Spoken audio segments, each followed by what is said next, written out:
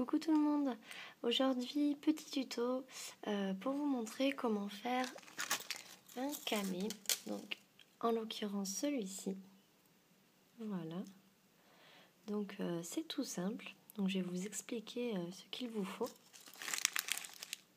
Donc, tout d'abord, il vous faut un support camé. Donc, voilà, moi j'ai pris celui-ci en argenté.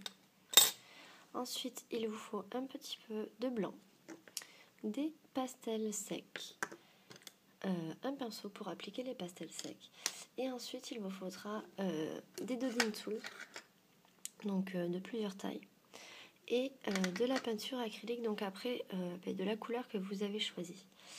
Donc tout d'abord, nous allons commencer. Alors sur le camé, donc là j'ai déjà préparé, donc en fait tout dépend de la taille, du bombé que vous voulez sur votre camé. Donc on le met bien au milieu et ensuite il suffit juste d'appuyer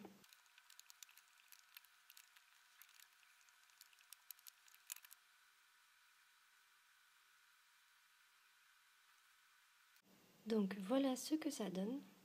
Donc après tout dépend, donc comme je vous ai dit, du bombé que vous voulez donner au camé. Donc il faut bien lisser la surface, parce qu'après en mettant les pastels secs, tout va ressortir. S'il y a des traces de doigts, elles vont ressortir. Là. Ensuite, donc moi je vais le faire en bleu. Donc vous prenez des pastels secs et on va venir l'appliquer pour faire un petit dégradé. Donc sur les bords en premier et ensuite on étale.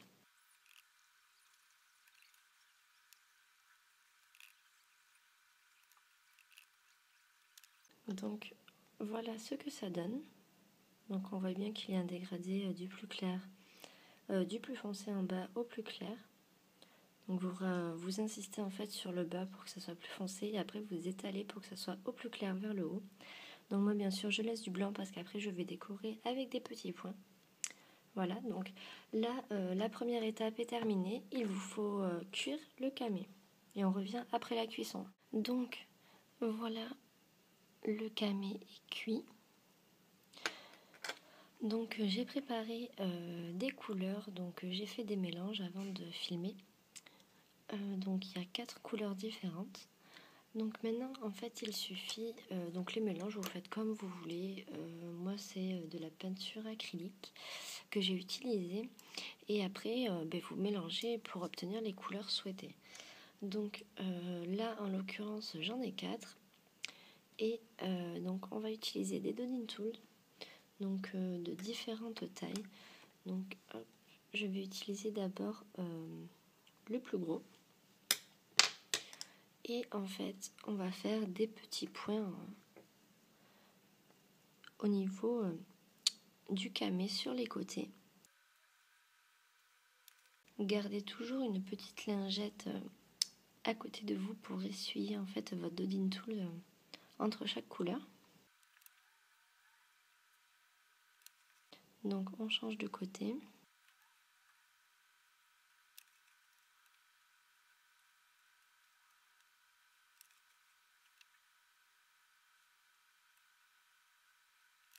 Et on s'arrête bien sûr quand on en a envie. Donc voilà ce que ça donne. Donc là je vais en rajouter un petit peu sur les côtés.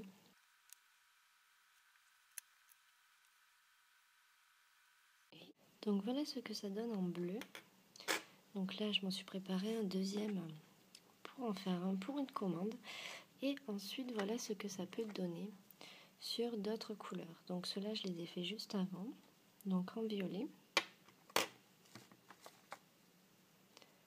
et en noir. Hop. Et ensuite donc après cette étape il ne reste plus qu'à laisser sécher la peinture. Donc laisser sécher quand même assez longtemps, être sûr que la peinture est bien sèche avant de vernir, parce qu'il faut vraiment vernir ces créations. Quand ce sont des créations comme ça, déjà rien qu'avec du pastel, il vaut mieux les vernir parce qu'à la longue le pastel s'en va.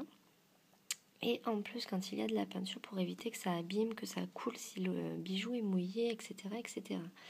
Donc, voilà ce que ça donne une fois verni. Là, donc celui-ci est rose.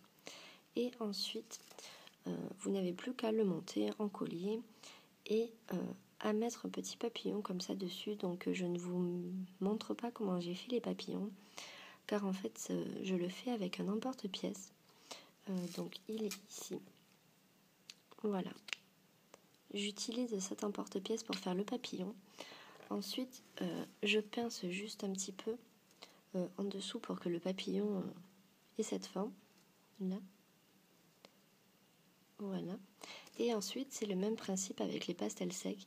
Vous prenez une pâte, pour faire le papillon, vous prenez une pâte claire et ensuite avec les pastels sur les contours et vous faites un dégradé. J'espère que ce petit tuto vous aura plu et je vous dis à la prochaine. Ciao ciao!